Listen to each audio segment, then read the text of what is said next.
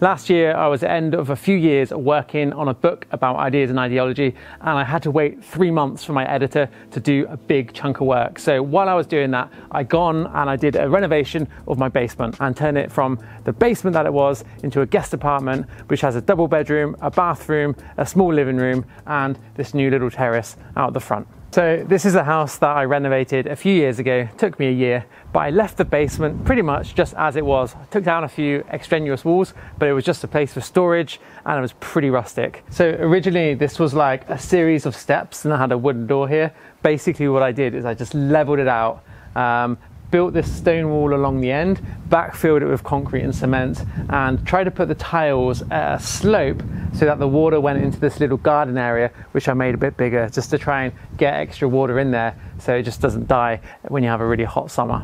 The old door was like real janky and it had so many gaps around it, it was probably more like a window. So I've replaced this door with a modern door. This is the new living room. It has a sofa bed and a little writing table as a desk.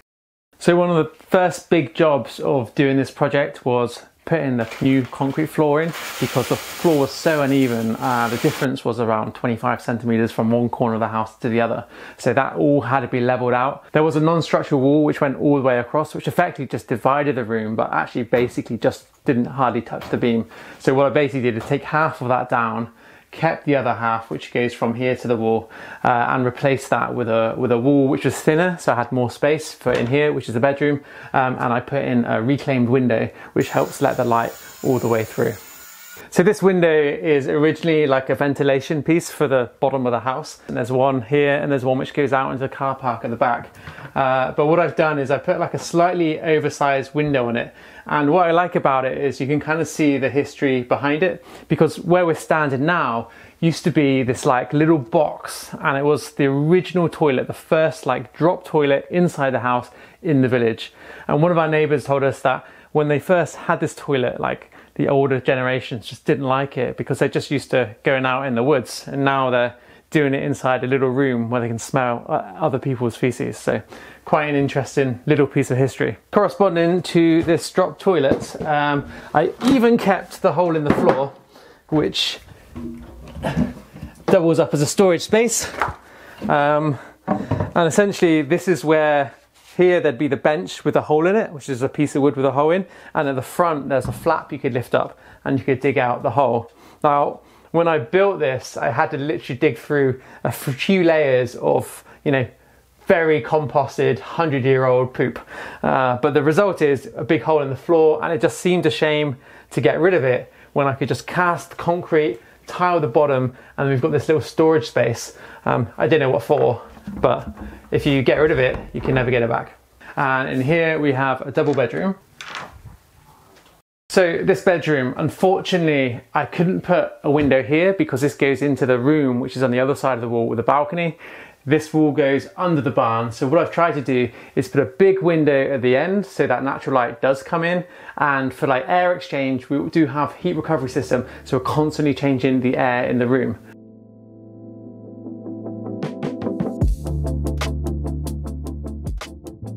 This set of cupboards is partly storage for duvets and the like, but it also has to house the pump which does the fire. So the fire upstairs is a wood burner stove which has got a back boiler. So the water basically is pumped by the pump around the fire and then to all the radiators in the house on every floor. So this window was reclaimed from a renovation of a neighbour's house. The window does open if you want it to. If you want to kind of get more fresh airflow through, but like I said, with heat recovery, it's not that big a deal. So in here, we've built a bath with a shower, got a toilet and a sink, but all of this goes to a macerator pump because the ground level outside is about this high, and that means that the waste outlet is about this high in the house. So basically everything goes to a macerator pump, it goes up and it goes into the waste. Behind here is under the stairs, so I've got access to get in here if I want to change or do some maintenance work on the macerator or access any of the plumbing in the bathroom. Basically in here, I tiled all the walls with these sort of matte, concrete looking tiles. They're quite nice. Here I've used just like cladding, the same as you would in the van conversion, and I've painted it with a matte paint, which looks pretty cool, and it's quite a cheap and effective way to finish it. This unit was actually made from leftover countertop from my last van conversion, And essentially what I've done is I've built it around a little IKEA drawer unit just to make it easy and save time. So I've got two light systems in here. One is spotlights to the top.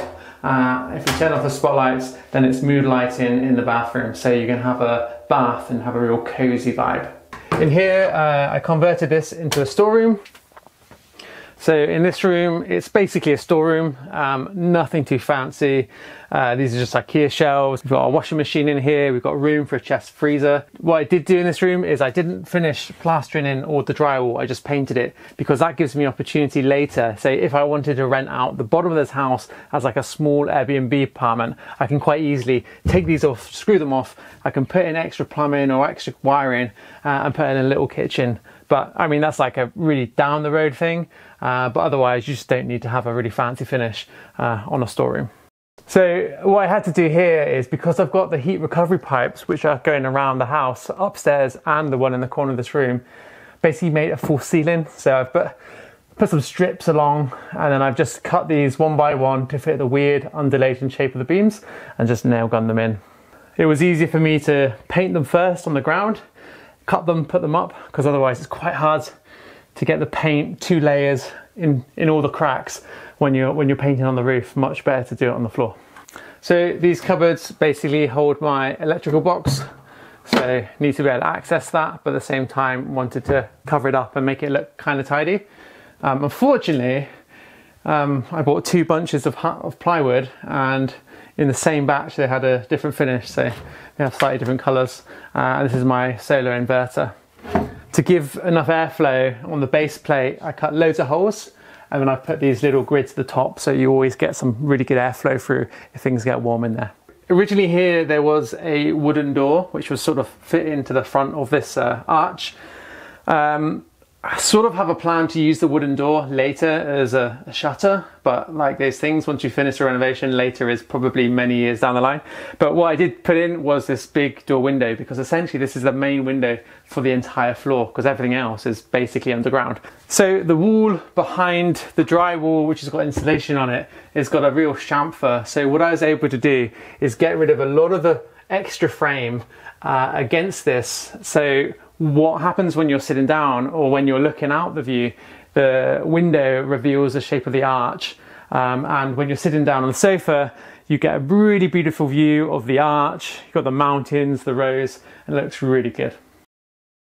These tiles are like a beige concrete effect, 60 centimeter square tile, which actually are really nice, but they were like pretty hard work to cut. But under all of these floors, not the storeroom, but all the other floors, we've got underfloor heating, electric underfloor heating, so I can use the excess of solar as like a primary thing, but also we've got little controllers on the walls, which we can just manage to get the temperature more stable in the downstairs floor. As mentioned, these radiators, classic radiator design. I got them screw fixed, brought them over from the UK, but essentially I've got one in every room and they come off the fire. Simple, does the job, and inexpensive. So in behind this little cupboard door, this cupboard door opens. As you can see, it's like the angle of the stairs, which are behind these walls. You can kind of crouch, go in, and there's actually quite a lot of space. So in there's a heat recovery machine, there's a macerator, and it means I can get in and I can almost get all the way to the back wall there where we've got the sink coming through. So my plumbing is always accessible. This door is also reclaimed. My neighbours had it and they said, oh, if you want a door, take a door. But actually it was a real pain because I had to cut it all down on every single side and on my faces to basically make it fit the existing space for the door. However, that said, having all the windows and the light here, I think it works really well. So after casting the terrace, I also cast this concrete step and put this piece of wood on it, which I cut down. This was a piece of a wine barrel, a 1,000 litre wine barrel, which used to be in the storeroom back in the day. So this is the balcony room, which is under the main balcony of the house. Now, it's just storing some suitcases at the moment, but basically this was done beforehand. And while I was building, I just used it as like a room to store my building supplies. Probably needs a repaint, but by having this terrace like done and connected, it makes it feel a bit more like part of the house. So this renovation took about 10 weeks of full-on labour. Part of it was slower because there's no way to get a concrete crane here because there's no access by car each side of the house. So I had to basically funnel all of the concrete mix, so gravel and sand, through like a piece of chimney pipe, which I shoved through a hole in the wall in the storeroom. So from the car park, shove the thing through, then make the concrete mix, then make the floor. So that really slowed things down. And apart from that, it's just the amount of time it takes to do all that finishing work, the tiling, the plumbing, the painting, all of the detail at the end. And I'm sure anyone else who's done renovation work appreciates how that phase can really take some time. I actually wrote a book about how to renovate a house in Spain a few years ago when I did the house. If you're interested in understanding a bit more about that process, what it looks like, what the costs might be, get that book and it will save you a hell of a lot of time. As I mentioned at the beginning of the video, I did this renovation while I was waiting for my editor to work on my book on ideas and ideology. And if you're curious about the ideas that drive many of our decisions, especially people who are looking to live an alternative life or get off the beaten path and understand why these deep feelings can make a lot of resistance for doing that, I recommend you read this book. It's out now, The Ideas That Rule Us, by myself, and you can see it in the link here.